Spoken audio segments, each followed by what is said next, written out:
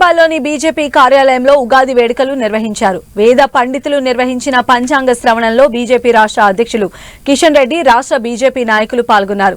ఉగాది శుభం చేకూర్చే పండుగని, ప్రతి ఏడాది కొత్త జీవితాన్ని మొదలుపెట్టేందుకు ఉగాది ఒక అవకాశం ఇస్తుందని కిషన్ రెడ్డి అన్నారు. పంచాంగ శ్రవణం వింటే అన్ని రకాలుగా మంచిదని ఆయన అన్నారు. ప్రజలంతా పాడి పంటలు సుఖ సంతోషాలతో ఉండాలని కిషన్ రెడ్డి కోరుకున్నారు.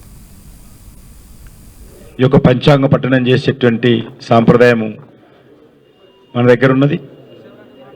అంతేకాదు ఈ పంచాంగం ఆధారంగానే వచ్చే సంవత్సరం, వచ్చే ఉగాది వరకు కూడా మన హిందువులు చేసేటువంటి పనిని, ప్రతి కార్యక్రమాన్ని ఈ పంచాంగం ఆధారంగా మనం నిర్ణయించుకుంటాం. అది పెళ్లి కానీ, శుభకార్యాలు కానీ, చివరకు కొంతమంది ప్రయాణం చేసినప్పుడు కానీ అన్నీ కూడా పంచాంగం యొక్క ఆధారంగానే తమ కార్యక్రమాలు మనం ఏర్పాటు చేసుకుంటాం. అందుకే ఈ పంచాంగంకి ఎంతో ప్రాధాన్యత ఉన్నది.